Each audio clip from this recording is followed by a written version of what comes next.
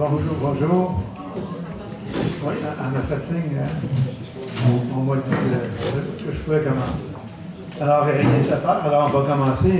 Merci et bienvenue d'être à l'Assemblée régulière du Conseil du 6 juillet 2026. Alors, pour l'ouverture, en fait, de la séance, nous, on a quorum. Il manque une personne. Oli va se joindre à nous un petit peu plus tard. Alors, on prendra note à l'heure d'arrivée d'Oli. Alors, l'ouverture de l'Assemblée est faite. Alors, un mot de bienvenue, en fait, peut-être pour revenir un peu sur les questions de la dernière Assemblée. La dernière Assemblée, on a répondu pratiquement à toutes les questions directement. Il y avait quand même quelques petits points d'interrogation, peut-être que je peux ramener. D'abord, il y avait des questions par rapport au chalet du Lac-Blanc, l'étude d'installation sanitaire, on nous avait demandé, entre autres. D'abord, l'étude d'installation sanitaire, ce n'est pas vraiment un rapport, c'est tout simplement un constat de la part de notre inspecteur qu'il y avait de la pollution alentour. Alors, il n'y a pas eu de rapport plutôt qu'une note disant que l'installation est déficiente, tout simplement. On a des rapports là, qui sont en cours pour voir les coûts de reconstruction versus démolition. Bien sûr que nous, on a pris l'orientation parce qu'on a parlé avec notre assureur. L'assureur ne veut plus assurer le bâtiment. Il est trop en mauvais état. Alors, le conseil avait différents scénarios qu'ils ont regardé. Le scénario qui a été retenu, c'est qu'on va démolir le bâtiment. Est-ce qu'on démolit l'ensemble, une partie maintenant, une partie plus tard, au complet? C'est un peu ça qu'on est en train de regarder. On va se faire des prix aussi pour les démolitions. Et on veut quand même conserver la station de lavage.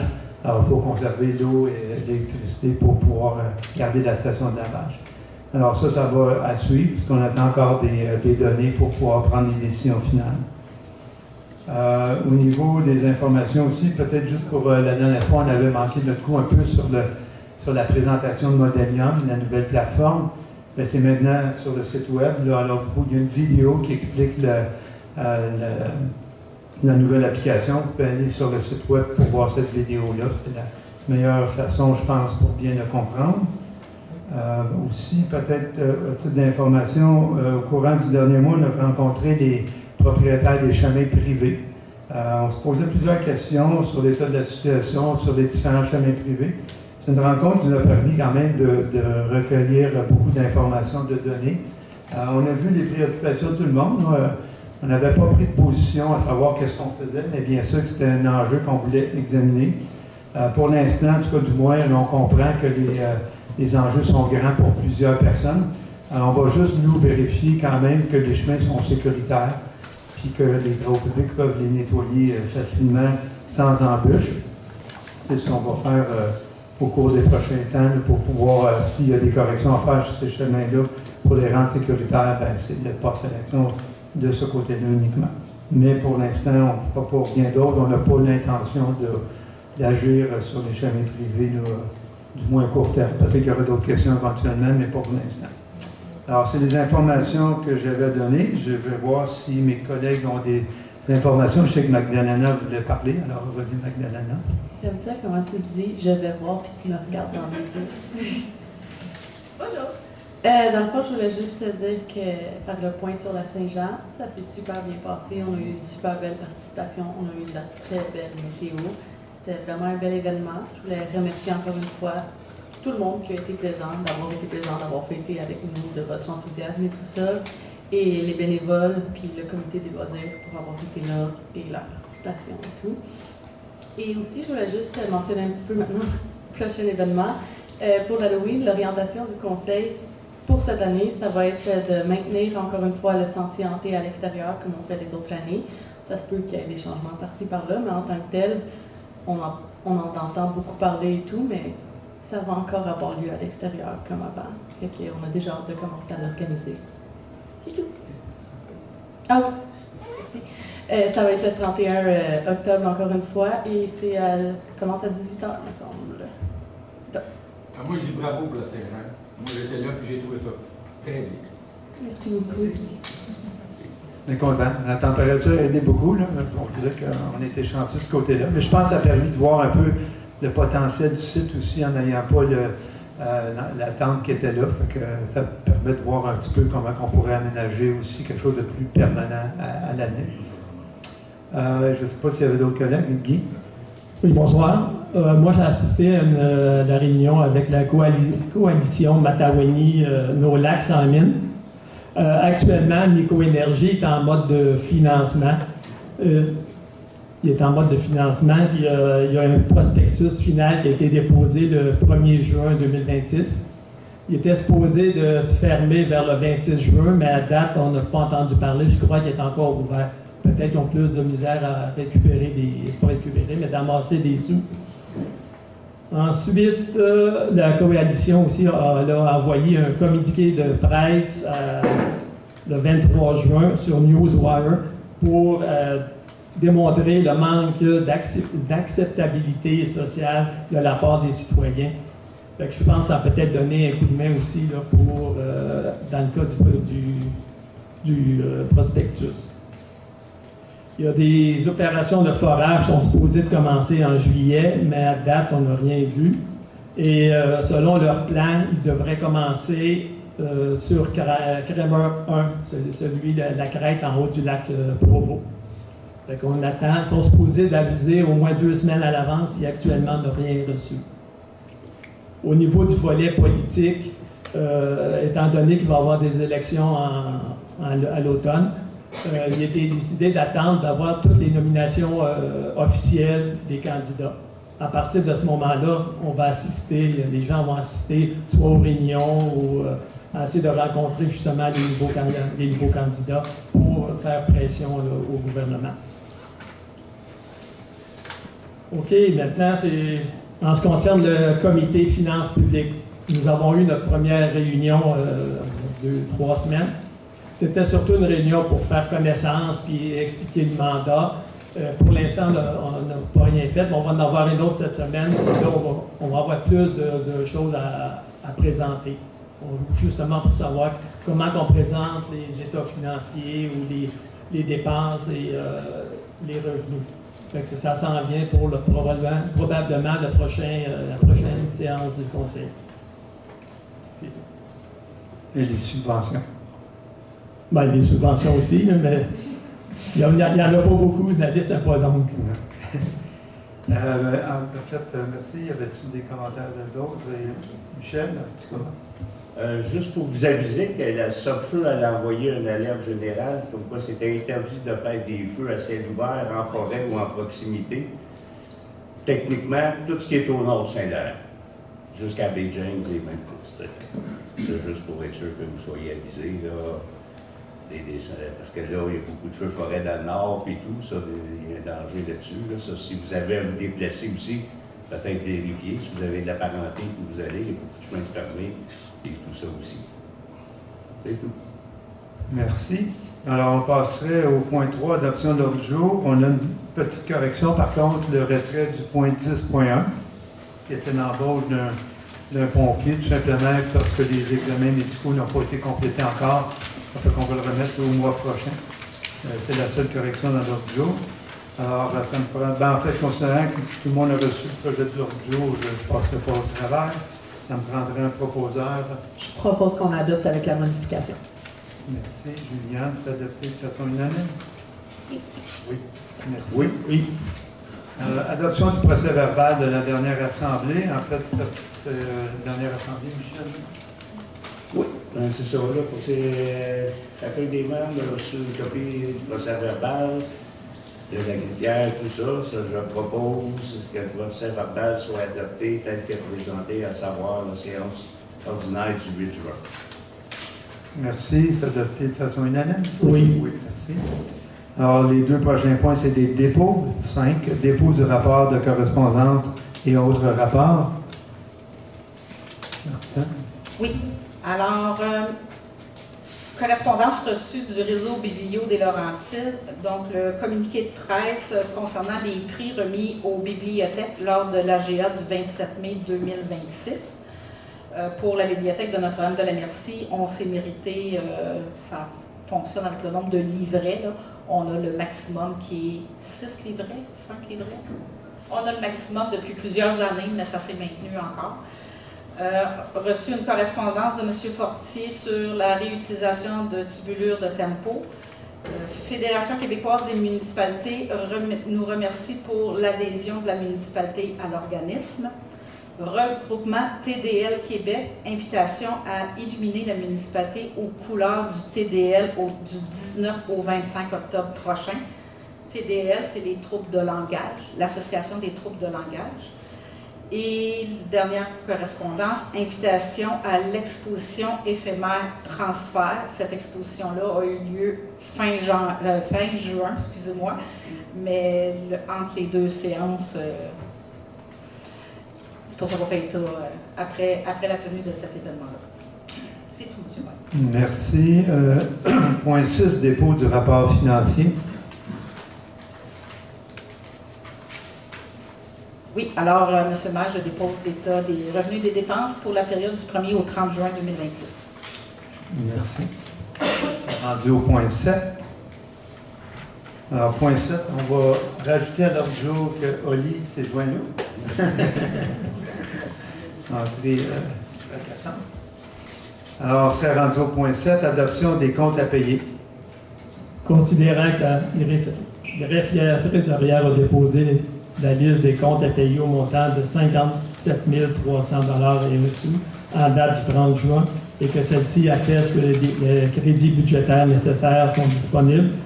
Pour ce motif, je propose que les déboursés effectués par la municipalité de Notre-Dame-de-Merci pour la période du 1er au 30 juin 2026 soient définis comme suit.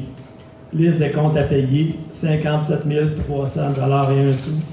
Liste des paiements incompressibles, 193 986 et 18. Chèque émis en vertu d'une résolution, 57 288 et 50.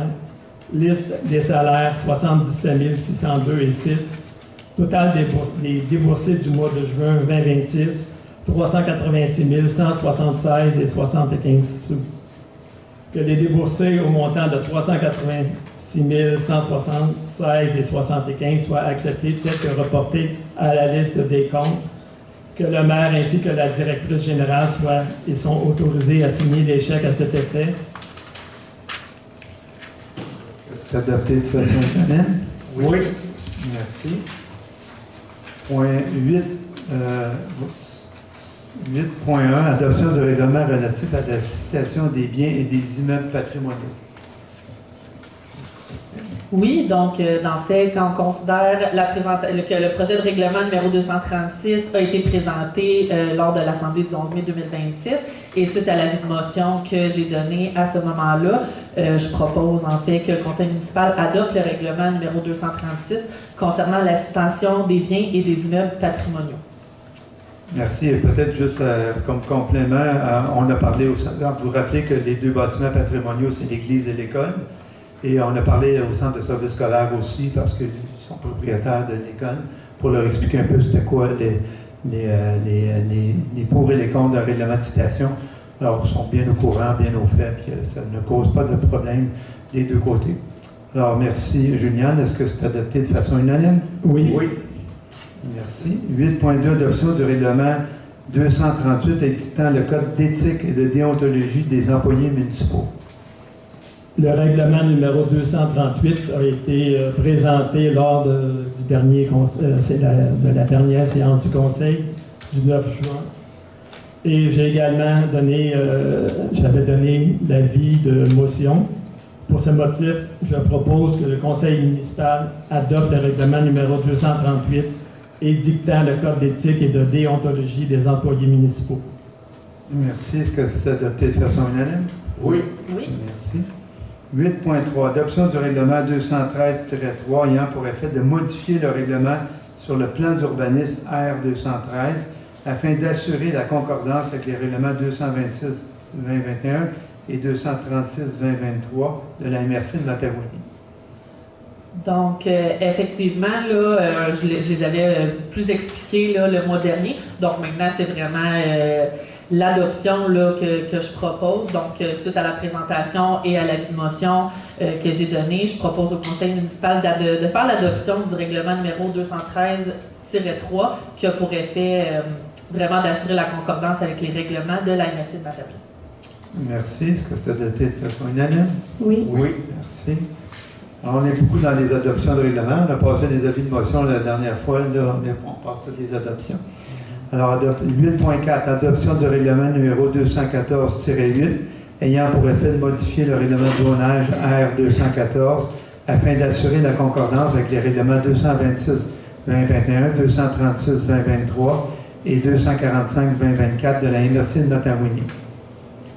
Donc, encore une fois, sur le même principe, là, c'est vraiment pour assurer la concordance, là, comme j'avais vraiment expliqué en long et en large là, le mois dernier. Donc, je propose que le conseil municipal adopte le règlement numéro 214-8 qui a pour effet de modifier le règlement de zonage pour assurer les concordances avec les règlements de la MRC de Matawini. Merci. Est-ce que c'est adopté de façon unanime? Oui. Oui.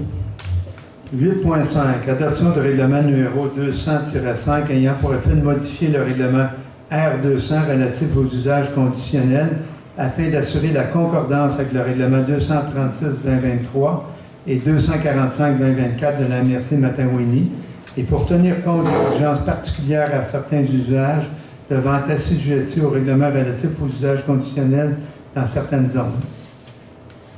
Même chose que les autres, considérant que ça a été présenté à la dernière séance de conseil le 9 juin 2026 et l'avis de motion donné par Juliane Cousineau, je propose que le conseil municipal adopte le règlement 200-5 ayant pour effet de modifier le règlement R200 pour la concordance avec les règlements de la MRC de Matawini et pour tenir compte d'exigences particulières à certains usages devant être assujettis au règlement relatif aux usages conditionnels dans certaines zones.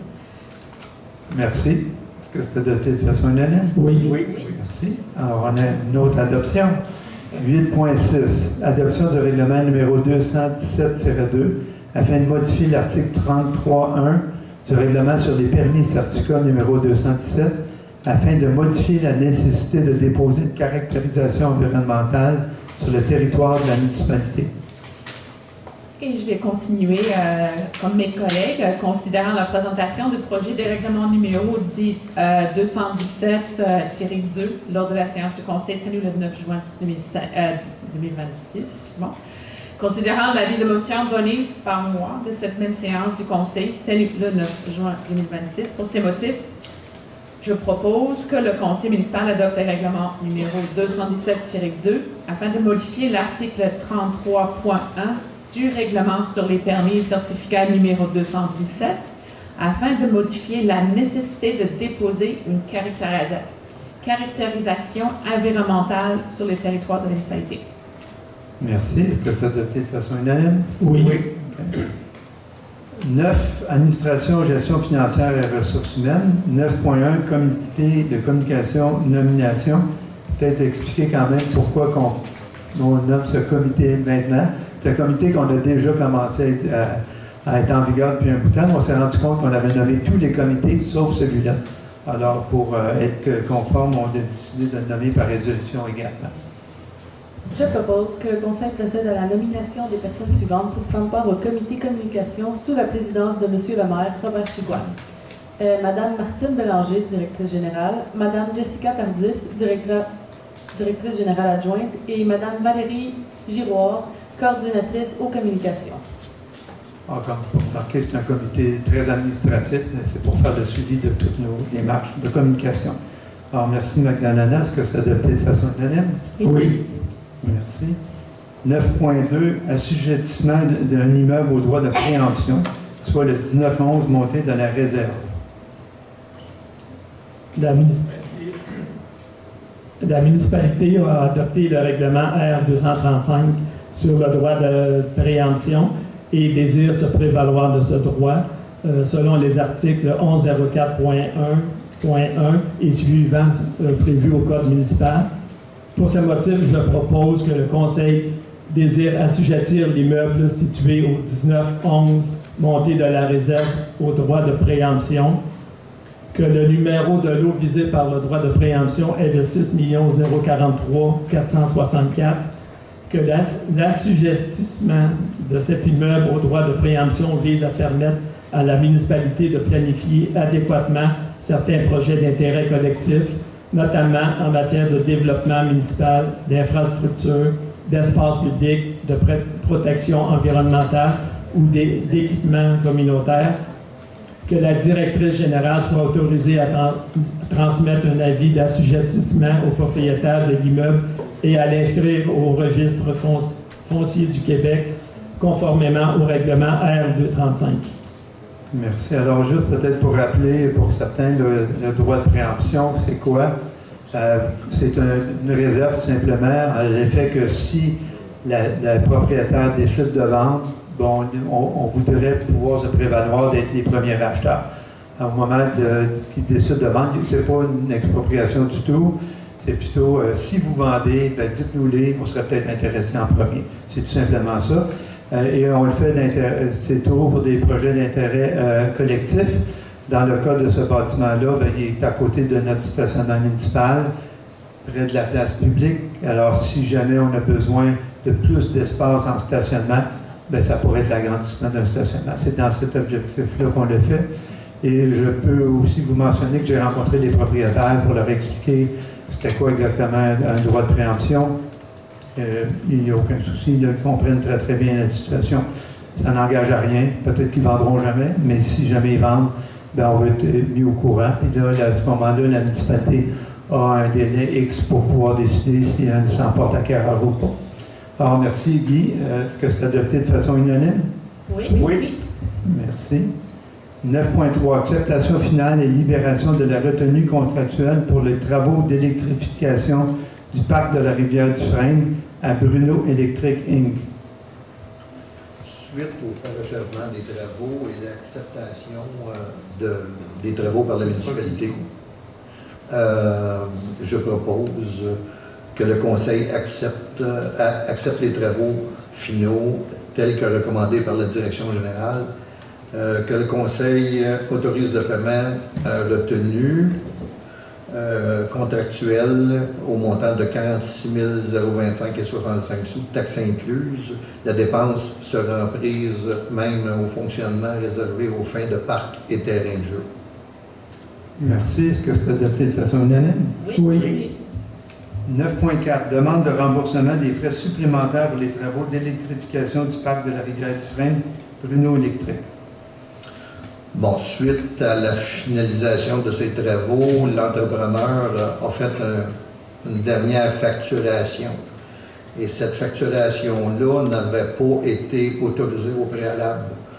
Donc, considérant que le montant de 11 750 et 72 plus les taxes applicables ont été produits à la municipalité de façon non conforme, je propose que le Conseil refuse d'acquitter les frais supplémentaires engagés par la compagnie Bruno Electric Inc. Et les frais supplémentaires auraient dû faire l'objet d'une autorisation au préalable par le Conseil municipal avant de l'engagement des sommes pour la réalisation des travaux. Merci. Est-ce que c'est adopté de façon unanime? Oui. 9.5. Demande d'exemption municipale pour la certification en arboriculture. Oli. Bon, je t'ai nommé ça. Considérant que depuis le 8 juin 2026, les travaux d'arboriculture sont associés à une obligation de qualification par l'obtention d'un certificat, considérant l'entrée en vigueur de cette obligation a été rendue publique le 2 février de cette année, considérant que l'obtention du certificat repose soit sur un parcours d'apprentissage, soit sur un seuil de reconnaissance des heures de travail effectuées au cours des 5 dernières années, et que le parcours d'apprentissage de 1000 heures exige l'accompagnement d'au moins une personne déjà certifiée afin d'assurer la conformité réglementaire. Et pour atteindre le seuil de 40 000 heures exigées sur 5 ans, une personne ne détenant pas de DEP, de diplôme d'études professionnelles, un élève devrait cumuler à l'équivalent d'au moins 15 heures de travail par semaine. C'est difficile à réaliser dans plusieurs municipalités où les tâches d'arboriculture représentent un volume limité, mais aussi important. Le seuil est fixé à 2000 heures pour une personne ayant un DEP en élagage. Et considérant que plusieurs municipalités pourraient être en situation de non-conformité, et on répète un petit peu que dans la majorité des municipalités, les travaux d'arboriculture ne constituent pas un poste à temps plein et s'ajoutent à un ensemble de tâches assumées par les employés et les employés Code Bleu, et que, considérant que le personnel municipal suit déjà les formations requises pour l'utilisation d'équipements spécialisés, notamment la déchiqueteuse et la scie mécanique, considérant que cette nouvelle exigence s'ajoute au fardeau administratif des municipalités et qu'aucune analyse d'impact réglementaire spécifique au milieu municipal n'a été réalisée. Pour ces motifs, je propose que la municipalité de Notre-Dame-de-la-Merci demande au ministre du Travail de modifier le règlement sur la santé et la sécurité du travail. Le règlement sur la santé et la sécurité du travail afin d'exempter les municipalités de l'obligation de certification pour les travaux d'arboriculture. Prochaine page. Et qu'une copie de la présente résolution soit transmise au ministère de l'Emploi, M. Jean-François Simard. Alors, vous comprendrez que c'est une démarche municipale que la plupart des municipalités font aussi en même temps. C'est une obligation, j'allais dire un peu ridicule, je ne devrais pas dire comme ça, mais un petit peu exagérée. C'est rendu que nos employés ne peuvent plus couper l'arbre sans avoir ces obligations-là. Ils sont obligés de passer par des sous-traitants, ce qui est un peu non souhaitable. Alors, la plupart des municipalités passent une résolution similaire. Alors, merci beaucoup, Oli. Est-ce que c'est adopté de façon unanime? Oui. Merci. 9.6, demande d'aide financière par le groupe des femmes actives. Considérant la demande d'aide financière reçue par l'organisme des femmes actives pour l'année 2026, je propose que le Conseil accorde une aide financière de 500 $ pour l'année 2026 à l'organisme des femmes actives, que la dépense est prévue au budget. Merci. Est-ce que c'est adopté de façon unanime? Oui. Merci. Alors, 10.1, comme j'ai mentionné au début, est reporté à la prochaine Assemblée. On tombera donc à 10.2, convention collective signature. Considérant que le Conseil a pris connaissance du projet de convention collective négocié avec le syndicat canadien de la fonction publique, section locale 7230 pour les employés du service d'incendie, considérant qu'il y a lieu d'approuver les conditions de travail établies pour la période 2025 à 2029. Pour ces motifs, le Conseil municipal adopte la convention collective 25-29 intervenue entre la municipalité et le syndicat pour la dite période. Que le maire, M. Robert Chicoine, la directrice générale, Mme Martine Bélanger, soit autorisée à signer tout document prévu à cet effet au nom de la municipalité de Notre-Dame-de-la-Merci. Merci. Alors, c'est notre première convention collective avec les pompiers. On est bien contents. Ça a très, très bien été. Vous comprendrez que la résolution, c'est pour autoriser la signature. La signature va se faire, par contre, au mois d'août, dû aux vacances de tout le monde. Mais on est très contents, puis on remercie tout le monde, autant du côté de la municipalité que du côté du service incendie, sur cette belle entente-là. Alors, est-ce que tout le monde est d'accord? Oui. Merci. 11, travaux publics, infrastructure municipale, aucun dossier. 12, sport, loisirs, culture, aucun dossier. On tomberait donc à 13, aménagement urbanisme, développement durable et environnement. 13.1, demande de numéro PIA 2026-06 au 3025 chemin Saint-Guillaume. Donc, effectivement, c'est que le propriétaire a déposé une demande de PIA pour la construction d'un bâtiment accessoire à cette adresse. Et donc, le bâtiment accessoire comprend une remise, un sauna et une douche extérieure. Donc, les membres du comité consultatif d'urbanisme considèrent, après l'évaluation, que la demande respecte les critères du règlement relatif au PIA et, en fait, recommande au conseil municipal d'autoriser la demande pour la construction du bâtiment accessoire situé au 3025 chemin Saint-Guillaume. Donc, je propose au conseil municipal d'autoriser la construction du bâtiment. Merci. Est-ce que c'est adopté de façon unanime? Oui. On est rendu à 14, développement économique, aucun dossier. On est déjà rendu à la période de questions.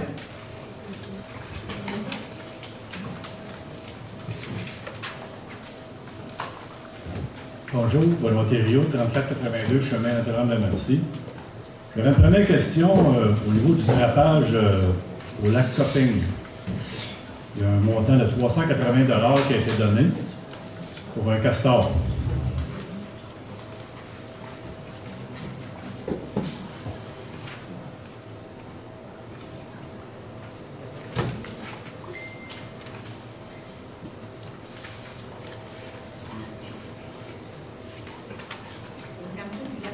C'est marqué ça, là. Drapage à castor, lac Copping, 380 $. Dans le haut, la première en haut. Ah oui, la première en haut. À l'incarne. Oui. Ben, c'est probablement, là, il faudrait que je vérifie avec les travaux publics, mais excusez-moi, le micro. Il faudrait que je vérifie avec les travaux publics pour bien répondre, là, mais c'est sûrement parce que le trappage était nécessaire. Il y a un gros ponceau qui passe sous le chemin du lac Castor. Et probablement que le castor devait avoir commencé à damer dans ce secteur-là à ce moment-là pour garantir la sécurité de l'infrastructure de la route. Souvent, on est obligé de trapper.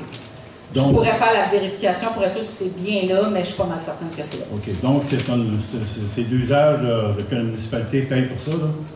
Ben oui, c'est pour la protection de notre chemin. Oui. Oh, OK. Bon, moi, je vais attirer votre attention sur le fait qu'au lac Georges, les castors sont en train de bloquer les ponceaux là, entre le lac Georges et l'étang qu'il y a à gauche là, sur le chemin du lac Georges.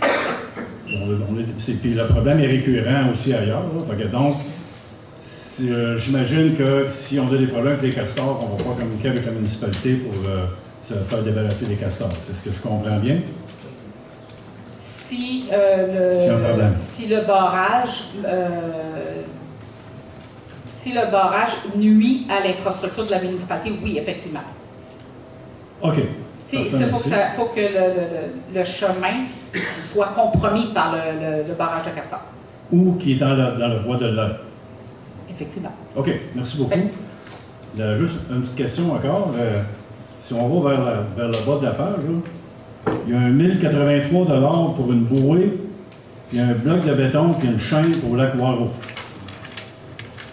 Oui, sur le lac Waro, la municipalité, par les années passées, avait fait déjà l'installation de bouées là, depuis plusieurs années. Je pense qu'on en a 7 ou 8 sur le lac Waro. Il y en a une qui était problématique, donc elle a été remplacée et on a refait l'ancrage comme il faut. On a chez nous, au lac Georges, on a encore des problèmes. On a des problèmes aussi avec les bouées, puis les pesées, les blocs de béton, etc. J'imagine qu'on peut faire la demande à la municipalité pour remplacer tout ça. Si ça se fait là-bas, ça doit se faire chez nous aussi. Il faudrait déposer la demande au conseil. Le conseil va l'analyser. C'est sûr qu'au lac Waro, étant donné que c'est un lac qui est réglementé au fédéral, on est tenu d'entretenir ces 7 bouées-là qui ont été installées dans le passé. Mais ce n'est pas du ressort de l'association des propriétaires, comme nous? Vu qu'il est réglementé, non. Oui, c'est ça. Effectivement, dans le cas du lac Waro, Saint-Donat avait demandé de prendre la réglementation fédérale à l'époque. Puis la patrouille, c'est ce qu'elle fait, là, la patrouille commune, ben là, elle applique ce règlement-là, ce qui n'est pas le cas des autres lacs là, sur le territoire. C'est ça. Mais la réglementation fédérale s'applique sur tous les lacs, tous les cours d'eau, j'imagine? Oui. Donc, c'est bon pour le lac Georges aussi?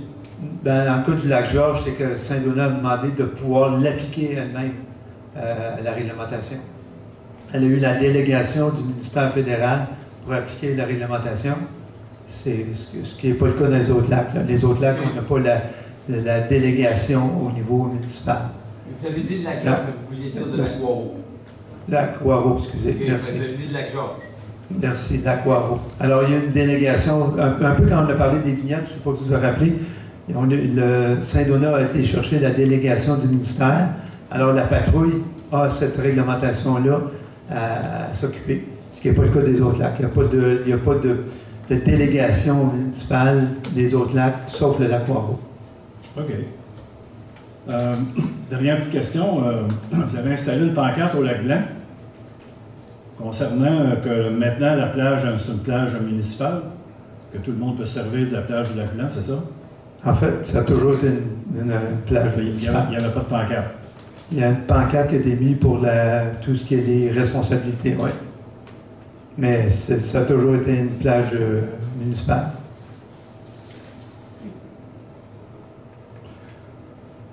Je vais attirer encore sur l'attention sur le fait que ce phénomène-là pourrait être installé partout, parce que dans tous les lacs, tout le monde pourrait aller se baigner dans tous les lacs de la municipalité de Notre-Dame-de-Merci, c'est ça? Ben, en fait, ça dépend du terrain. Le terrain qui est accès à la plage appartient à la municipalité. Il y a d'autres lacs qui n'ont pas de terrain qui appartient à la municipalité nécessairement. Ben, c'est là qui est ma consternation, c'est que il y a une plage au lac Georges qui a 2 km de long. Fait que donc, n'importe qui pourrait descendre là pour aller se baigner ou descendre un bateau, whatever, comme au Lac-Blanc, c'est ça? Bien, si c'est un terrain municipal, les gens peuvent l'utiliser, effectivement. Oh, ça devient un problème, là. Ben, c'est des terrains qui appartiennent à la municipalité, oui. C'est des parcs municipaux, c'est pas des terrains privés, c'est pas des plages privées. C'est un terrain qui appartient à la municipalité, c'est à 2 km de long. Oui. C'est considéré sur la carte comme étant une plage. Oui. Donc, n'importe qui pourrait aller se baigner là et descendre un bateau, comme au Lac-Blanc. Descendre un bateau, c'est une autre chose, mais les gens peuvent avoir accès au terrain public, oui. Est-ce que maintenant, c'est la responsabilité de la municipalité de vérifier si les bateaux sont lavés avant qu'ils descendent soit au Lac-Blanc ou au Lac-Georges, étant donné que c'est une plage publique? Oui, bien, en fait, comme vous savez, il y a une obligation de laver les bateaux. Là, on l'a déjà expliqué. Il y a une station de lavage, il y a une obligation. Puis la municipalité pourrait demander, s'assurer que leur vignette, pas leur vignette, mais leur coupon, pour démontrer qu'ils ont lavé leur bateau. Mais c'est qui va vérifier ça, là? Est-ce que vous avez engagé quelqu'un pour faire la vérification de ça? Non, il n'y a pas de descente de bateau à la plage, là, prévue, là, mais en fait, nous, ce qu'on dit, c'est que c'est une plage publique. On ne contrôle pas l'ensemble des bateaux. C'est sûr qu'il n'y a pas d'inspecteurs qui sont là installés en permanence. Ouais, c'est là qu'il y a le problème. Bien, c'est sûr qu'il faudrait qu'il y ait des gardiens partout, là, mais il n'y a pas de surveillance là, présentement. Je ne sais pas si c'est un problème réel, là, qu'il n'y a pas des... Je ne sais pas s'il y a beaucoup de bateaux qui descendent là, mais chacun doit prendre la responsabilité aussi. Il y a des carrières qui Merci. peuvent contaminer le lac. Bon, ben, fait que c'est ça, il n'y a rien à faire avec ça. Ben, c'est pas qu'il n'y a rien à faire, c'est une descente publique. On ne contrôle pas toutes les descentes publiques, effectivement, sur le territoire. Excusez, madame, je vais répondre. Si vous avez une question, vous pouvez aller en ligne. Alors, oui, bien sûr qu'il y a des plages publiques. Idéalement, ça serait qu'on ait des inspecteurs partout pour vérifier tous les bateaux qui descendent sur les terrains publics. Ce n'est pas le cas présentement. Mais il y a quand même une responsabilité. Les gens devraient normalement aller faire laver leur bateau puis prendre le petit coupon. Bon, en tout cas, je vais continuer à t'inquiète, là, parce qu'on ne s'en va pas du bon bord, là. Autant chez nous qu'au Lac-Blanc, tu sais, je ne vois pas la différence que c'est une plage publique, qui a toujours été une plage publique. Là. On dirait que les gens du Lac-Blanc réalisent que c'est une plage publique maintenant. Mais ça a toujours été une plage publique. Avant ça, c'était pas mentionné. C'était pas comme la personne qui est au courant de ça que c'est une plage publique. C'était comme, entre guillemets, réservé pour les gens du Lac-Blanc. Là, oui, évidemment, ils viennent de constater là, que c'est une plage publique. Donc, ça va se savoir sur pas long. Puis la première nouvelle qu'on va avoir, il va y avoir une cohorte de gens qui vont descendre là, puis qui vont se baigner, puis qui vont descendre des bateaux, qui vont s'installer là pour passer une belle journée ensoleillée, qui n'était pas le cas avant, là.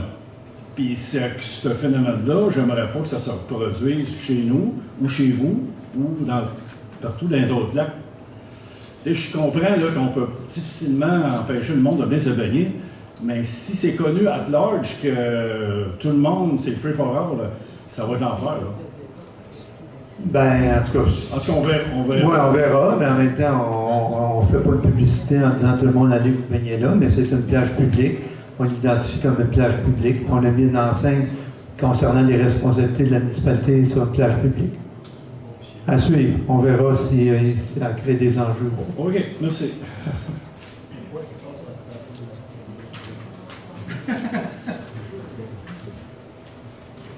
Sylvia, ma question est très courte et très simple. Numéro 4, adoption du procès verbal.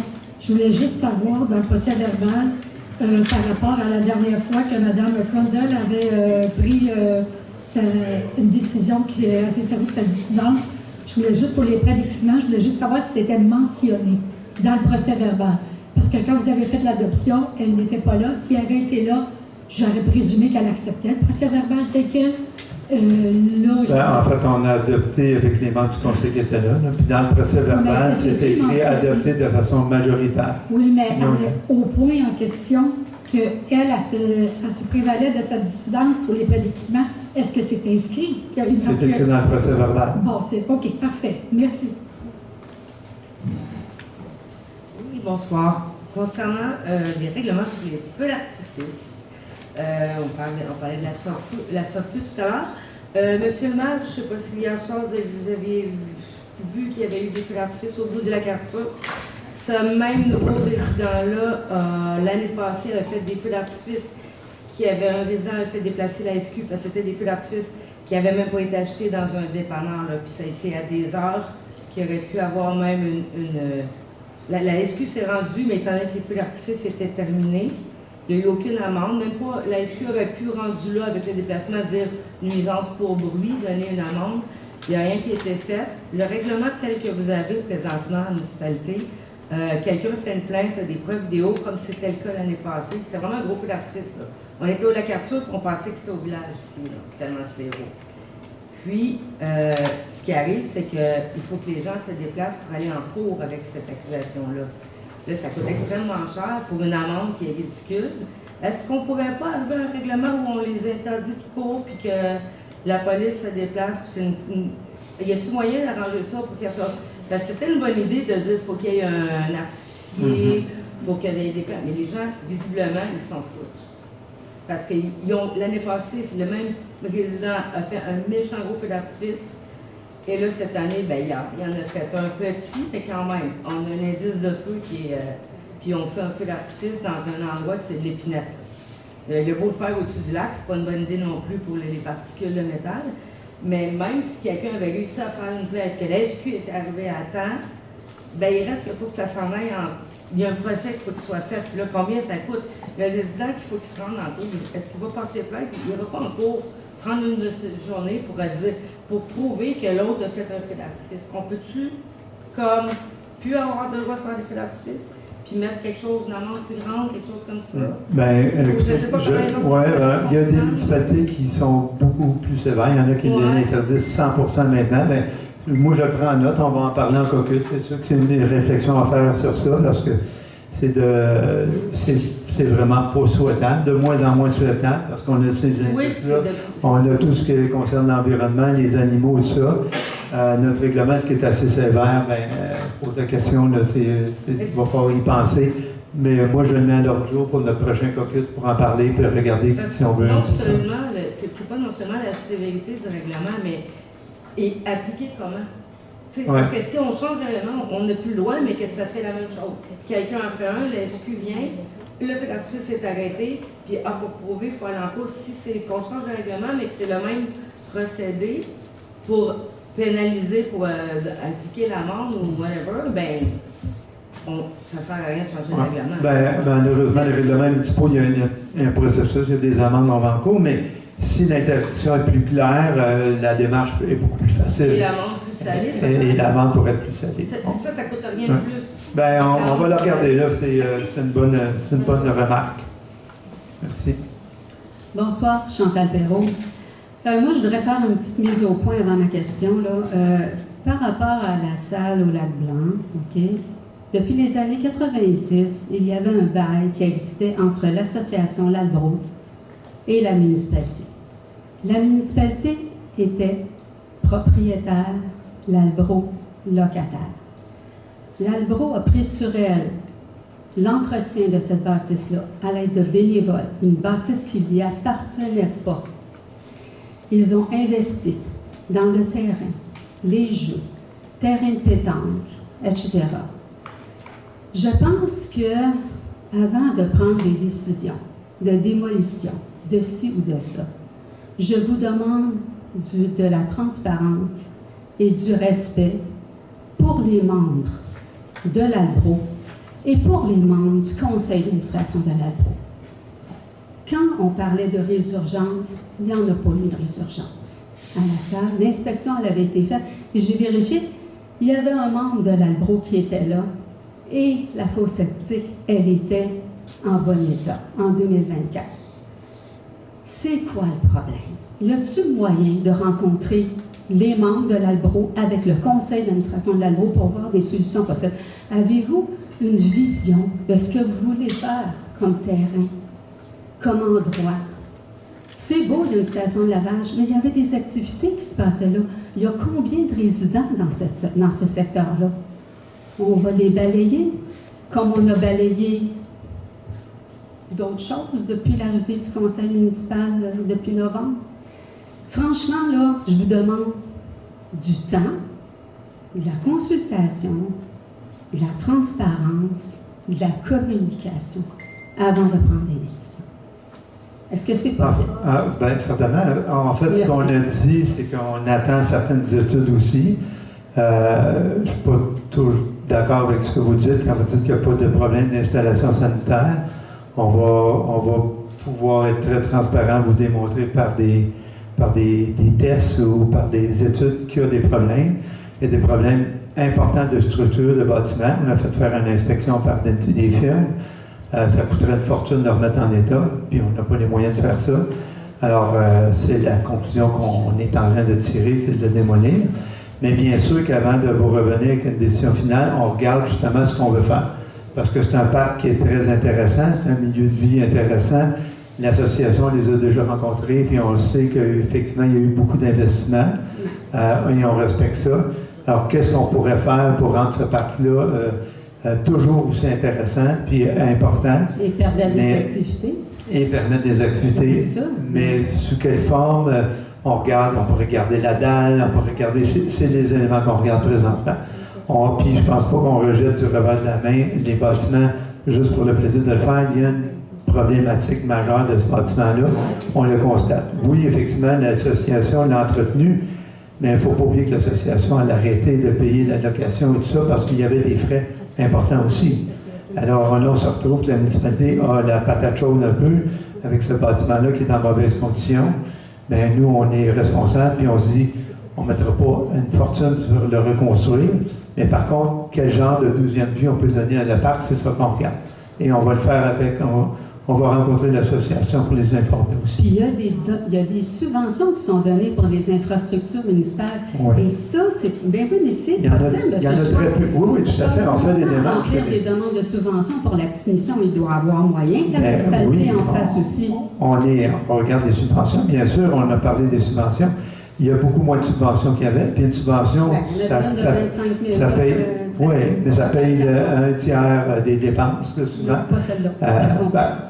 En tout cas, on regarde les subventions, bien sûr. Celle de 25 000 au niveau du fédéral, c'était cash flow. 25 000, car ça prenait 4 heures. Si le bâtiment, ça coûte 200 000 construire, le 25 000, ça je vous parlais de la fosse septique à ce moment-là, quand je vous avais écrit pour vous le dire. Ouais. D'autre part, pour ce qui est de la pancarte qui a été installée, vous savez, moi, là, étant membre de l'organisme de bassin versant du conseil d'administration depuis 14 ans, c'est sûr que l'accès à l'eau dans une municipalité, c'est important.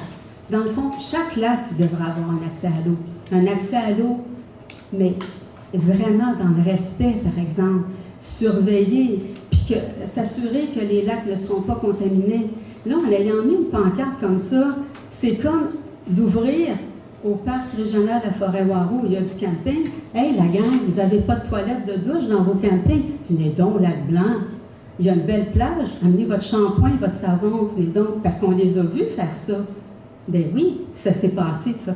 Au lac Arthur, est-ce que les gens ont le droit d'aller se baigner comme ça? Je pense pas. Avec le... Il n'y a pas de terrain municipal au lac Arthur. C'est ça. Ouais. Le zonage a été changé, mais... Non, c'est pas à cause du zonage. En tout cas, de toute façon, je pense qu'il faut être prudent. Tu sais, M. Thériault vous le disait tantôt, on ne veut pas voir ça dans tous les lacs.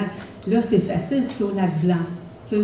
Ben, moi, j'avoue que je retiens que c'est un terrain public, mais je pense qu'il faut peut-être être vigilant comment il va être utilisé. Ça, je suis conscient qu'il ne faut pas que ce soit une porte ouverte à tout non plus, là, bien sûr. Comment on peut contrôler peut-être plus cet accès-là et tout ça, je pense que ça porte réflexion.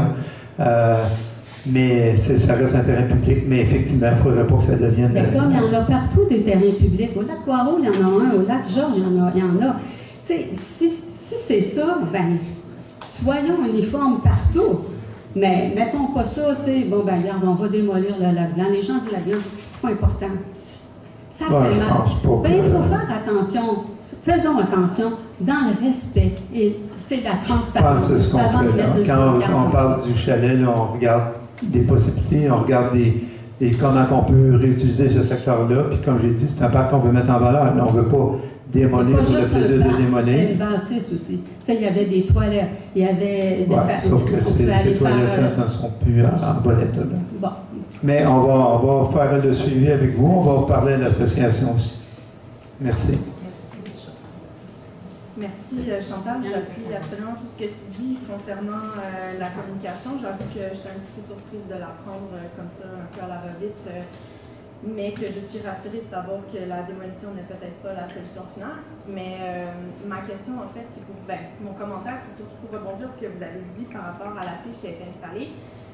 Je trouve ça vraiment dommage qu'il y ait une affiche qui a été installée, mais qu'il n'y ait eu aucune affiche mentionnant la station de lavage qui a été ajoutée en même temps que la pancarte. On avait déjà fait des demandes aussi pour avoir de la visibilité plus en amont avant que les gens arrivent, parce que ceux qui arrivent par Saint-Côme ou même ceux qui arrivent par le village, il n'y a aucune mention de la station de lavage, les gens ne la voient pas. Donc souvent ils arrivent à la plage, puis c'est déjà trop tard, ils ne vont pas rembarquer ou dessouffler leur kayak ou leur paddleboard pour aller à la station.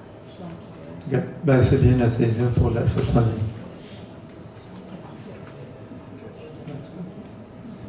Les affiches de signalisation pour la station de lavage sont en production présentement, puis on attend le permis du ministère des Transports, là, étant donné que c'est sur la route 347.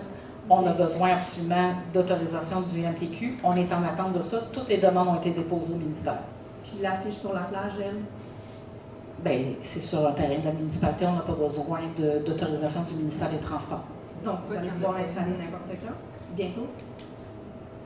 Pour la station de lavage, parce qu'il y a la pancarte qui dit « Venez vous baigner », mais il n'y a aucune mention qui dit « Allez laver vos kayaks et vos paddles ». Sur la fiche de la réglementation, c'est indiqué lavage de bateau?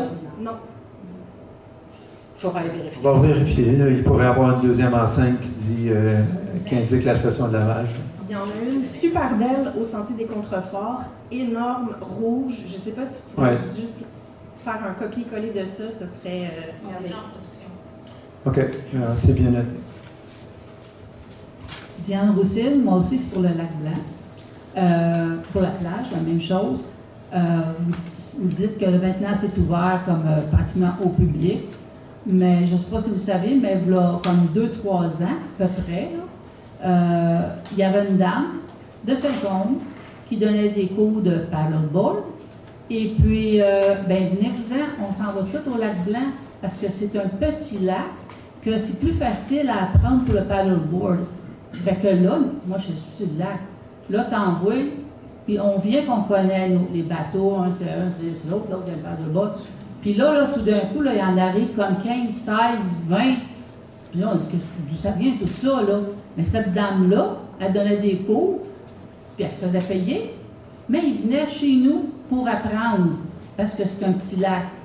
Mais ces bateaux-là, là, il n'y en a pas un qui a été nettoyé, puis tout ça, là.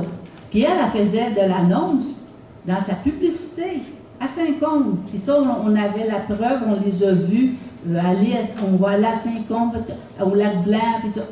C'est pas correct, ça.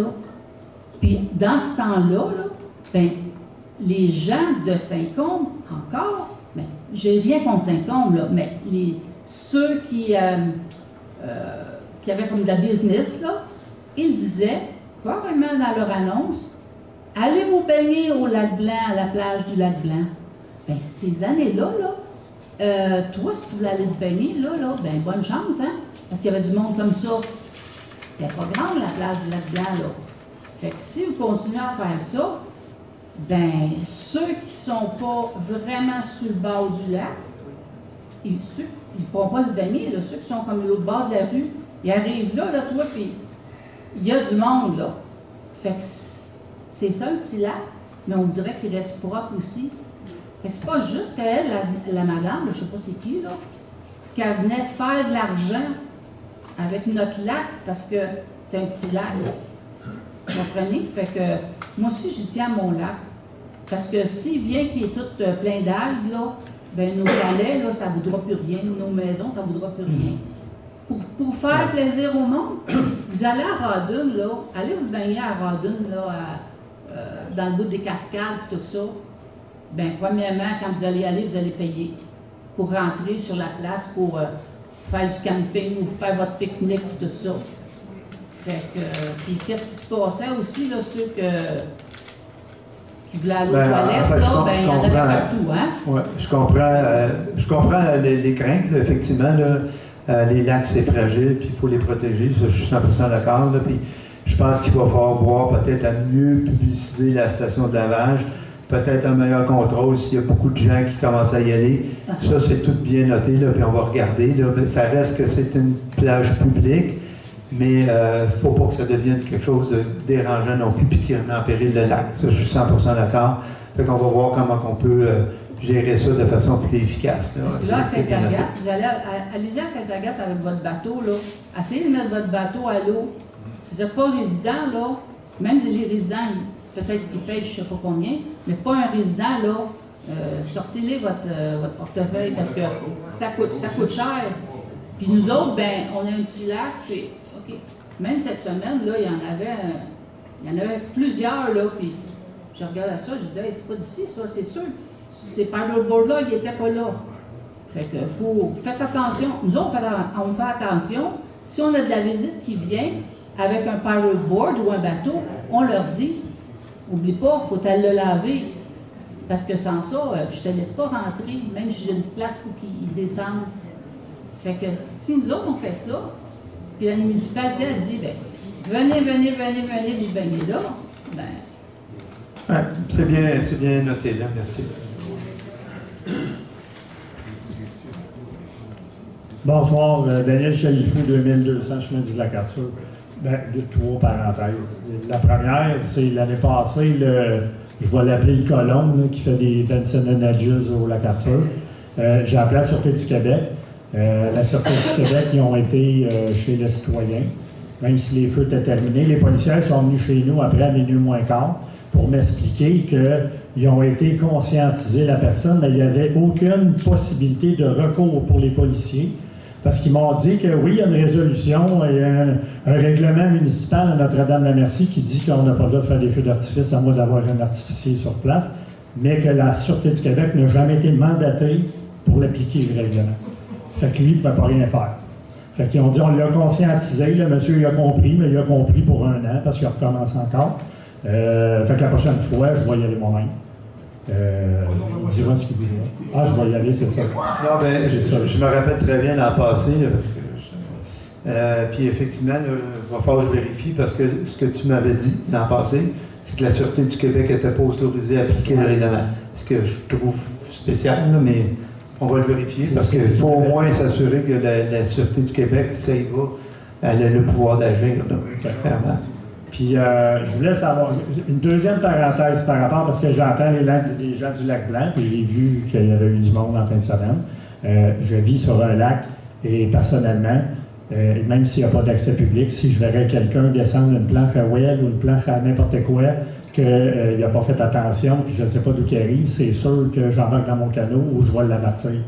Mais je suis pas... Est-ce que c'est possible via le comité environnement? Moi, je suis prêt à faire partie d'un bénévole qui se promènerait aux différents lacs, parce que je pense qu'au Lac-Georges aussi, Lac-Sauvage, il doit y avoir la même problématique.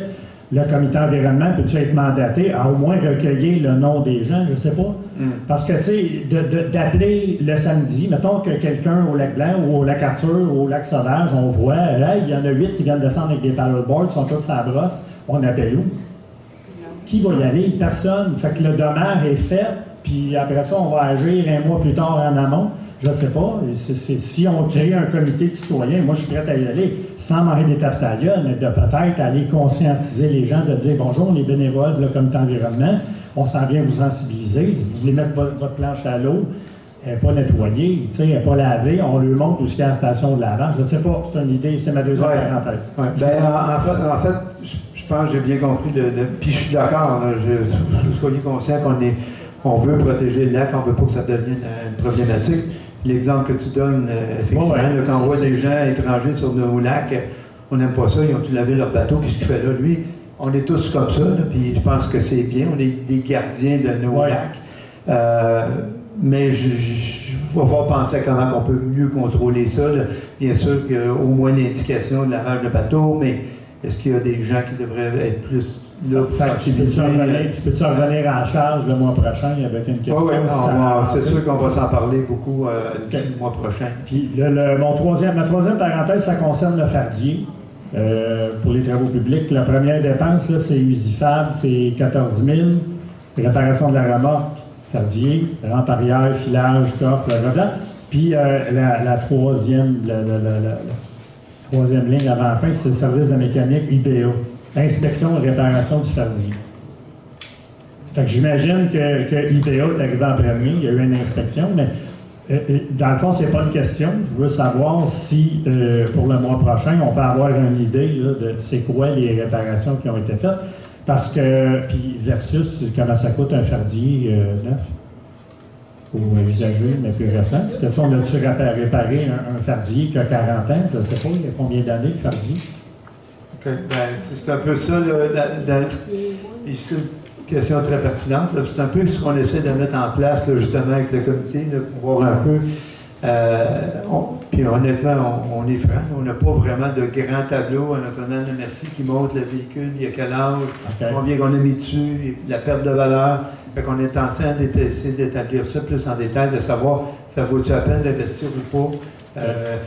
C'est d'ailleurs, en fait, les deux comités, autant le comité de finances, tu as regardé ça, que le comité, on a demandé justement au public de nous fournir le portrait de chacun, le portrait dans les deux sens, le portrait des véhicules, à savoir justement ces dépenses-là, parce qu'on est souvent devant un fait accompli où on doit dépenser 14 000 sur un véhicule, puis on se dit, ben, ça valait la peine, on n'a pas cette analyse-là encore. Puis aussi, le fardier sert combien de fois dans l'été? C'est tout ça qu'il faut comprendre. Mais oui, je prends note, puis on va vous répondre le prochain mois. OK, merci. Ça va.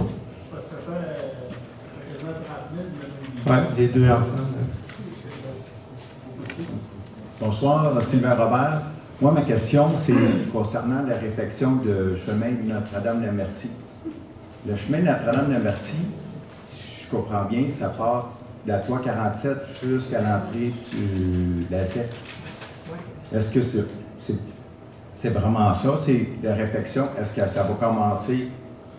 Nous, la réflexion qu'on regarde présentement, c'est de l'intersection le restaurant du Lac-Blanc jusqu'au bout du chemin Notre-Dame-de-Merci. Jusqu'au bout, quand on dit jusqu'au bout, jusqu'à l'entrée de la ZEC, la vigne? Oui, jusqu'à l'entrée de la ZEC, la vigne. OK. Puis, ça, c'est le mandat qu'on va donner, c'est ça. Ah, OK. Puis est-ce qu'on peut avoir des nouvelles? J'ai vu qu'ils ont fait des carottes. Oui, bien c'est ça. Le présentement sont en train de préparer les devis. On va aller en soumission en janvier ou en février maximum pour pouvoir donner les mandats puis commencer les travaux au printemps. C'est ce qui est prévu. Il n'y a rien qui se fait cette année. Il n'y a rien qui se fait cette année, sauf le devis des études pour préparer l'appel de proposition. OK. Puis il n'y a pas d'autres nouvelles que ça? Non. C'est vraiment le portrait. Là, on a engagé quelqu'un pour préparer plein de devis. On a fait le terrain au complet, là, voir le nombre de ponceaux à remplacer, les endroits qui sont plus problématiques, des endroits même que peut-être élargir ou des choses comme ça. Et là, le devis est en préparation. Ça a pris aussi des études de sol qui ont été faites, là, comme vous avez vu, pour pouvoir finaliser le devis. Okay. Et le devis, en fait, ce qu'on veut, c'est qu'il soit prêt avant les fêtes pour pouvoir aller en soumission en janvier. OK. Parce qu'il y avait un budget de 1 600 000 mais ça, j'imagine que... Bien, en fait, ça risque d'être un petit peu plus que ça. Là, oui, j'imagine. Selon nous, on pense que ça va être probablement des travaux d'à peu près 5 millions. Là, on a de l'argent, on a des subventions, puis il y a une partie qui va être financée. D'ailleurs, on regarde de quelle façon on va le financer. Ça, on va en reparler. Mais il y a déjà de l'argent aussi. En partie, le fonds pour les infrastructures ont aussi les redevances pour les chemins les redevances des sablières, on a un montant aussi qu'on peut affecter à ça. On va regarder ça, là, mais les soumissions, on va savoir le prix en janvier à peu près. OK. Merci beaucoup. Merci. Bonjour, Martine Dubé, Canard Blanc. Je veux savoir pour le ramassage du sable, comment ça a été cette année? Parce qu'il était supposé avoir un aspirateur. En fait, c'est le balai ramassé. On passait le balai pour ramasser le sable pour pouvoir le garder. Ce sable-là, il doit être nettoyé par contre, parce qu'il y a des impuretés dans le sable, ça. Mais on a ramassé, je ne sais pas combien de tonnes, là, je ne me rappelle plus. On est en attente du post-mortem des travaux publics, là, du directeur des travaux publics, mais jusqu'à maintenant, on est aux alentours du 3000 tonnes de sable récupéré, ce qui fait en sorte qu'on n'aura pas besoin d'en racheter à l'automne. On va pouvoir seulement rajouter du sel avec. D'accord. Donc, c'est le balai qui a passé, c'est pas l'aspirateur. Parce qu'il était supposé avoir un aspirateur pour le ramasser. Non, c'est le balai. Le balai ramasse le sable directement. OK. Parce qu'ils en ont laissé quand même beaucoup en bordure. Moi, cette année, je n'ai pas passé mon souffleur parce que je me disais, ils vont ramasser le sable. C'était très tard.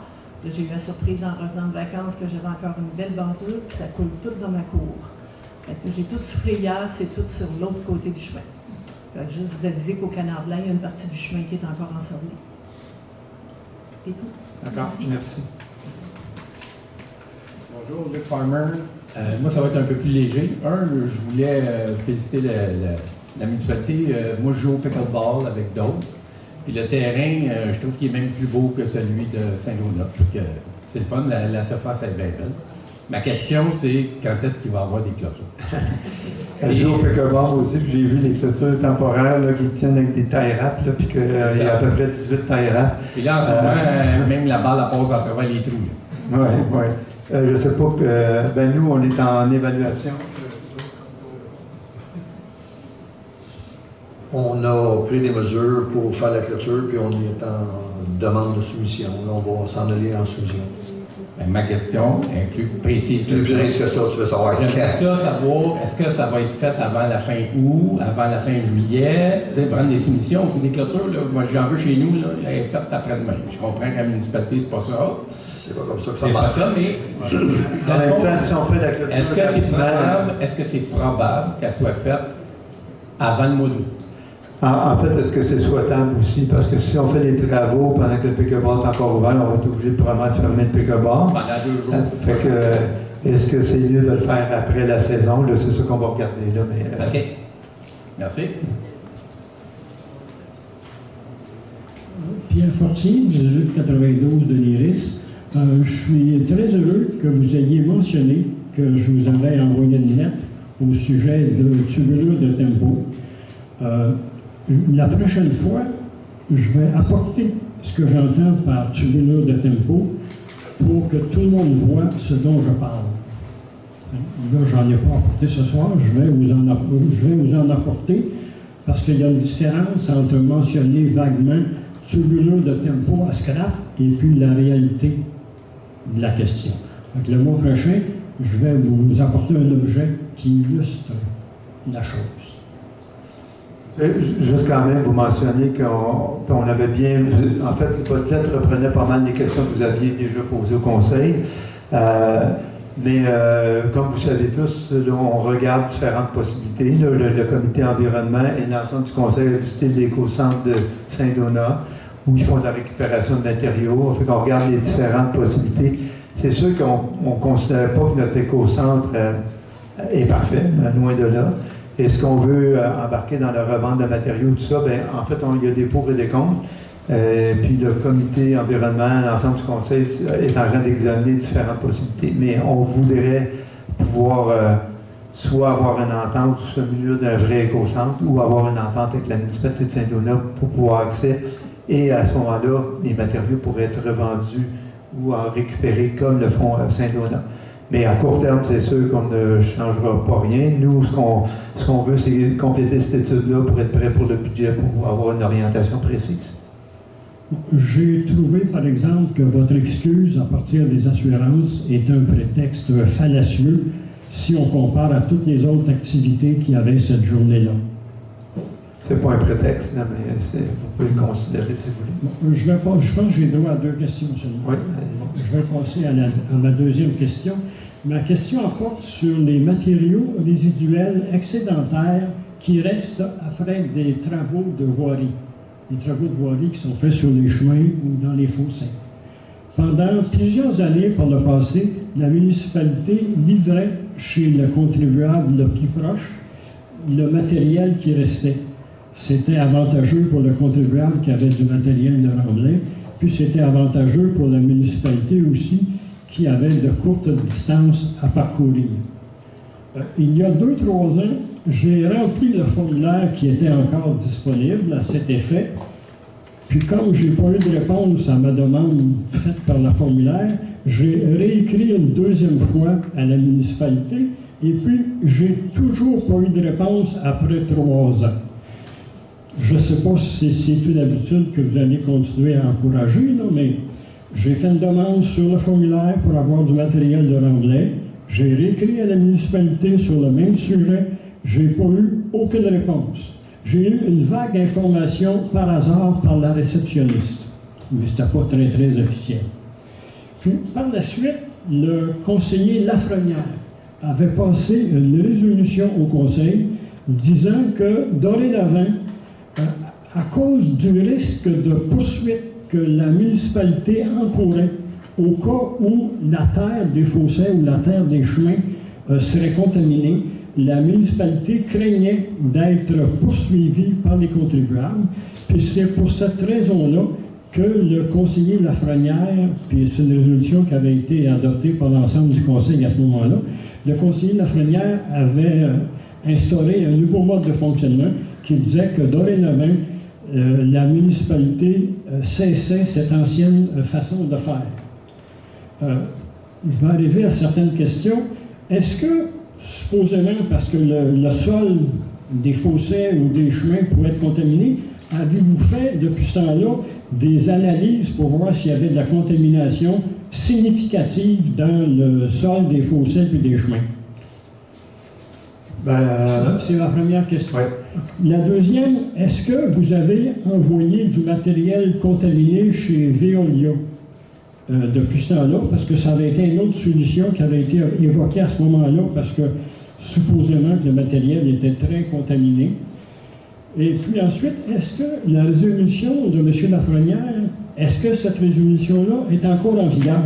Ce qui veut dire, à savoir que la municipalité n'envoie plus dans des terrains privés du matériel des chemins ou des fossés. Est-ce que cette résolution-là est toujours en vigueur? La résolution, tant qu'elle n'est pas défaite par une autre résolution, reste en vigueur. À ma connaissance, il n'y a pas eu d'autres résolutions qui allaient à l'encontre de cette résolution. Ça veut dire qu'il n'y a aucun matériel des chemins qui doit aller chez des particuliers? Oui, si la résolution dit ça, effectivement. OK. Est-ce que vous avez fait examiner la terre contaminée? Supposément. En fait, la terre contaminée dépendant des travaux, là, je ne sais pas quels travaux, quelle terre que vous parlez, mais... Par exemple, quand la municipalité fait des excavations dans un chemin, on nettoie un fossé, est-ce que vous avez fait analyser ce matériel-là pour voir s'il était significativement contaminé? Je reprends cette question-là parce que c'est l'excuse qui avait été donnée à ce moment-là. D'abord, je ne suis pas au courant de la démarche de l'époque, mais effectivement, là, on ne fait pas examiner les matériaux qu'on récupère à chaque fois, ça c'est clair, mais on les donne pas aux citoyens non plus. Alors, si on récupère des matériaux chez nous, puis si on veut les réutiliser, comme le sable, c'est sûr qu'il va falloir nettoyer le sable avant de le réutiliser. Parce qu'il y a des morceaux de plastique ou quoi que ce soit, c'est la même chose pour la terre ou d'autres produits. Moi, je ne parle pas de matériel utile comme le sable. Ça, c'est un matériel utile pour la municipalité. Je comprends que ce matériel-là ne doit pas être donné à des citoyens. Ça, je comprends parfaitement ça. Je parle de matériel des fossés, des roches, des souches, des branches, du matériel de remblai. Je ne parle pas du tout de matériel utile pour la municipalité, là. Écoutez, moi, je n'ai pas la réponse. Je ne sais pas. Je vais vérifier, puis on va vous revenir à la prochaine Assemblée sans faute. Est-ce que vous pourriez, dans la même veine, parce que j'ai l'impression après avoir augmenté des taxes de 14 %, vous avez besoin de faire des économies. Puis les citoyens, après avoir payé des taxes de 14 %, ils ont besoin aussi, si possible, de faire des économies. Fait que j'ai l'impression qu'apporter un voyage de terre qui, d'après moi, n'est pas contaminé chez un citoyen pour faire du remblai, ça rend service aux citoyens, puis c'est économique pour la municipalité parce que, naturellement, vous allez livrer ça chez le citoyen le plus proche qui en a fait la demande.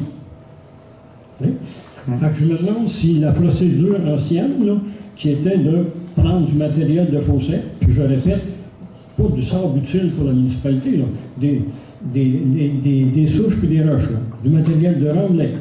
Est-ce que vous ne pensez pas que cette manière de faire d'autrefois n'était pas intéressante autant pour les citoyens puis pour la municipalité? Puis est-ce que vous ne pourriez pas aussi abolir la résolution Lafrenière, si elle existe encore, pour établir l'ancien mode de fonctionnement? Ben, en fait, j'ai noté, là, on ne prendra pas de décision ce soir. C'est sûr, on va s'en reparler en caucus, voir si c'est quelque chose qu'on remet en question ou pas. On va pouvoir vous répondre le mois prochain. Parce qu'il y a des économies à faire, possiblement, pour la municipalité. Puis, depuis la résolution Lafrenière, il y a dû y avoir des travaux publics de fait, il y a dû y avoir du nettoyage de fossés. Le matériel de ça, il est allé où? Ben, c'est tout ce que je veux vérifier. On va vérifier. Je ne suis pas au courant. On va vérifier qu'est-ce qu'on fait avec ce matériau-là. S'il est contaminé, s'il y a des tests, c'est ce qu'on veut remettre en question, cette façon de faire-là. On va en parler. Puis parce que si vous me dites qu'il n'y en a pas eu, bien, à quoi ça sert d'avoir un camion pour des employés s'il n'y a pas de nettoyage de fossés de fait? Là? Non, ben, on la ramasse puis on s'en débarrasse sinon, mais je vais prendre le temps d'examiner la situation avant de vous répondre. Allez bien ça.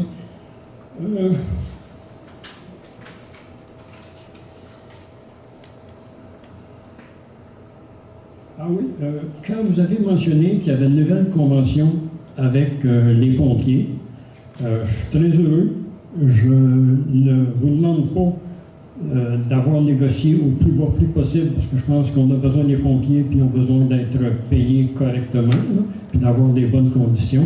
Mais est-ce que vous avez évalué quand même, en termes de hausse de coût, ce que ça peut représenter? Oui, eh bien, comme on l'expliquait au budget, on avait déjà prévu de l'argent parce qu'on savait très bien qu'on rentrait dans une négociation de convention collective et on a respecté le budget qu'on avait établi. Fait qu'on est bien content, là, on n'a pas eu à déborder de ce budget-là. On avait établi déjà une augmentation d'à peu près 15 %, ce qui avait été prévu dans le budget. Donc, je comprends que la hausse a été raisonnable, environ 15 %. Oui, très raisonnable, parce qu'on reprenait depuis que... Il n'y avait pas eu d'augmentation depuis 2022. Donc, il y a eu un rattrapage de 2022 à 2025. Et pour 2025 à 2026, il y a eu 2,2 % d'augmentation. Ce qui était très raisonnable. Dans les conditions offertes aux pompiers, est-ce que la municipalité paye de très bonnes assurances à invalidité pour les pompiers? En cas d'accident ou... C'est le régime de la CNESST qui est en vigueur. La municipalité ne paye pas d'autres assurances que ce qui existe déjà sur la CNESST. Donc, s'il y a un accident de travail. Ça vous semble suffisant? Ça vous semble suffisant pour des pompiers à temps partiel qui vont peut-être avoir un accident grave? Ou... C'est accepté par les deux parties. Ah, ça a été accepté par les parties. Très bien, merci. Sylvinos, demeurant en bordure d'un lac moi-même, je voudrais juste un petit peu plus d'informations concernant la plage du lac Blanc, si jamais ça arrivait par chez nous. La plage du lac Blanc est publique. Elle appartient à la municipalité. Est-ce que c'est ça? Oui. OK. Je faisais une recherche rapide. Ça dit qu'au Québec, les responsabilités d'une municipalité pour gérer une plage publique au Québec se déclinent en 3 grands volets. Qualité de l'eau, sécurité et surveillance, signalisation. Qualité de l'eau, on s'entend que le paragraphe n'est pas long. C'est sûr que ça prend un suivi par un laboratoire accrédité pour échantillonner l'eau de baignade et protéger la santé publique. L'autre catégorie, sécurité et surveillance, parce que j'imagine que vous avez pensé les pour, les contre, qu'est-ce qui pourrait arriver s'il arrive un accident, s'il arrive quelque chose. Vous n'avez pas sûrement fait ça à la légère. Là. Sécurité puis surveillance, ça dit la présence de sauveteurs qualifiés est exigée pour toute baignade publique. La municipalité doit aussi délimiter la zone de baignade avec des petites bouées là, et y interdire les embarcations ou la pêche dans cet espace. Avez-vous pris connaissance de cette réglementation-là? Ben, d'abord, je ne sais pas ce que vous regardez, là, il y a même des affaires sur Internet. Il y a des enseignes qui disent clairement qu'on ne prend pas les responsabilités, justement. Le deuxième, la qualité de l'eau, ben, il y a des associations habituellement font les tests eux-mêmes sur la qualité de l'eau. Je sais que la plupart des associations font ça. Et prennent eux-mêmes les échantillons qui font vérifier l'eau. Puis en ce qui concerne le contrôle, ben, on en a parlé largement déjà, qu'on va voir qu'est-ce qu'on peut faire. Parce que ce décliné de responsabilité, je ne suis pas certaine, parce qu'il m'est arrivé un gros accident cet hiver dans une glissade, puis il y avait la grosse pancarte, puis à nos risques, puis tout ça, mais j'ai appris par des procédures, par des spécialistes, que ça ne vaut rien. Est-ce que c'est la même chose pour une municipalité? Bien, en même temps, je vous dirais, là, parce que cette plage-là, on dirait que tout le monde découvre qu'elle est publique aujourd'hui. Elle a toujours été publique. Là. Alors, je ne sais pas pourquoi, là, tout d'un coup, là, on vient... je comprends qu'il y a une enseigne, mais les règles du jeu n'ont pas changé. Là. On va vérifier un peu, on va regarder ce qui concerne l'assurance déjà pour cette plage-là. Mais nous, on n'a pas changé les règles du jeu pour l'instant, mais on va regarder tout ce qui s'applique à nouveau. Là, c'est ça, prendre en considération un petit peu, parce que c'est au Québec, j'ai pas en France. Mais quand on prend des décisions, on regarde, mais on n'a pas eu à prendre des décisions, on était déjà public. Alors, c'est sûr que quand vous dites qu'on prend une décision éclairée, si on a changé quelque chose, on regarde les pour et les contre, mais dans ce cas-là, on n'a pas eu à examiner vraiment les pour et les contre, puisqu'elle est déjà publique. Mais on va regarder quand même, est-ce que la municipalité, par le passé et maintenant, fait bien les choses, on va se poser la question.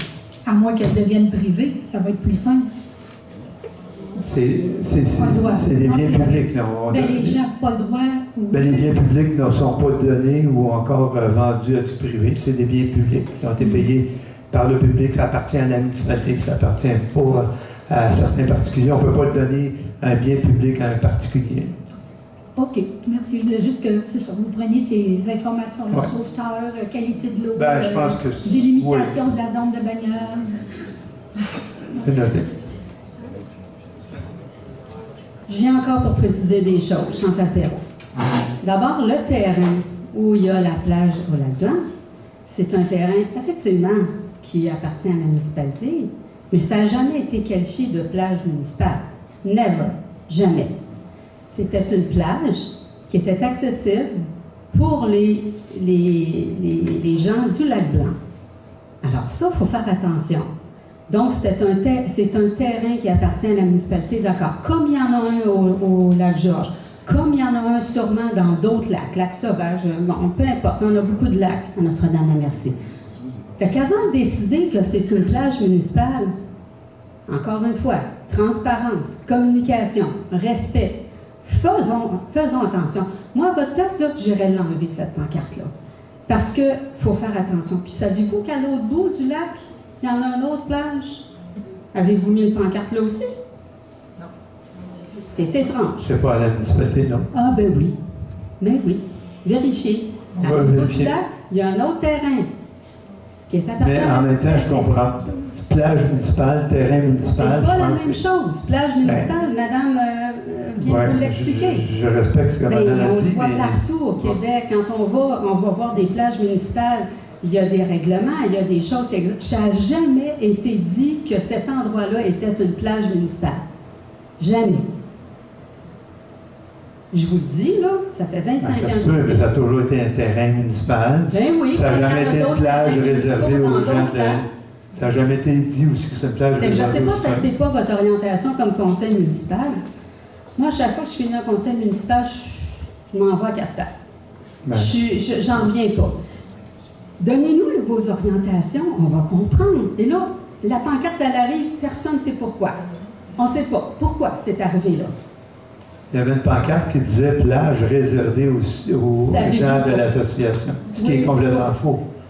C'est vrai que c'était pas correct de mettre ça, mais c'était pour protéger le lac que les gens de l'association avaient fait ça. C'était pour protéger le lac. La myriophylle en épi, savez-vous comment ça coûte enlever de la myriophylle en épi dans un lac? C'est grave, là. Contaminer un lac, décontaminer un lac, ça coûte une fortune. Il vaut bien mieux le protéger. Fait que c'est pour ça qu'on a toujours parlé plutôt d'accès intelligent, d'accès durable à un lac, qu'il fallait laver les choses avant d'aller dans un lac, mais pas d'ouvrir comme ça puis de dire « Go! Allez-y! » Lavage de bateau, on en a parlé tantôt, mais on n'a pas dit. Je sais, mais je mets l'accent là-dessus encore. Avez-vous mis des pancartes comme ça à tous les lacs? Ou est-ce que la municipalité a un terrain en bordure de lac? On n'a pas beaucoup de terrain de municipalité sur des lacs. Je vais aller voir Cartographie Macawini. Allez-y, vous me l'enverrez, mais... Oui, je vais avoir du plaisir. Nous, ce qu'on dit, c'est que, oui, on est très sensible à tout ça. Ce qu'on ne trouvait pas correct, c'est que ça soit écrit plage réservée à l'association. C'est peut-être pas correct, mais de là aller mettre une pancarte comme ça, franchement... Ben, c'est un terrain municipal. Mais on va... Mais c'est pas une plage municipale, M. Chicoine. Ça, là, ça n'a jamais été dit. Ça n'a jamais été entendu avec l'association. Jamais. Puis oui, l'association fait des tests, mais fait pas de tests de coliforme à toutes les semaines ou 2 semaines pour être sûr que les gens qui vont aller se baigner n'auront pas dans le lac. Bien sûr. Fait que c'est pas le rôle de l'association de faire ça. Vous êtes chanceux, je ne suis pas sur le conseil d'administration de l'ADBRO, mais j'aurais les cheveux qui friseraient en ce moment. L'autre chose, je reviens encore avec la salle du Lac Blanc. Avez-vous pensé à d'autres options? Parce que quand vous dites que l'ADBRO s'est retiré, bien oui, ils se sont retirés parce qu'ils étaient locataires. Est-ce qu'un locataire investit 50 000, 60 000 dans un bâtiment? Bien non, ils sont locataires. Mais avez-vous pensé à d'autres options? Avez-vous pensé à leur dire, voulez-vous leur reprendre la salle puis faire ce que vous voulez? Voulez-vous qu'on vous la vende $1 ou pas? Au lieu de la démolir, au lieu de payer pour démolir. Avez-vous pensé à ça? Avez-vous consulté la société de développement?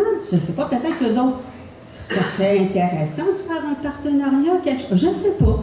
Mais vision, ouverture, je vous demande ça. Vraiment. C'est ce que j'ai dit tantôt. On est en train de réfléchir à différentes options. Bonjour, Roxane Turcotte. Bonsoir plutôt. Roxane Turcotte, chemin des Airelles.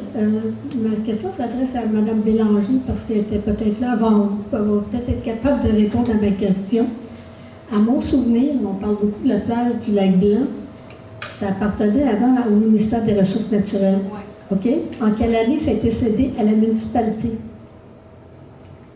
De mémoire, je ne me rappelle pas, mais ça fait peut-être une dizaine d'années environ. Je pourrais retrouver le contrat entre le ministère des Ressources naturelles et la municipalité. Et de mémoire, il me semble qu'il y avait une clause qui disait que la municipalité ne pouvait pas empêcher les gens d'accéder au lac. Mais on va valider, on va ressortir le contrat. Ça veut dire que si ça fait une dizaine d'années, c'est moi qui étais mairesse et qui ai signé cette entente-là. C'est possible. C'est ça, parce que le ministère des Ressources naturelles nous cédait cette plage-là en autant qu'elle reste publique. Exact. C'est ça, je vais faire ressortir le contrat.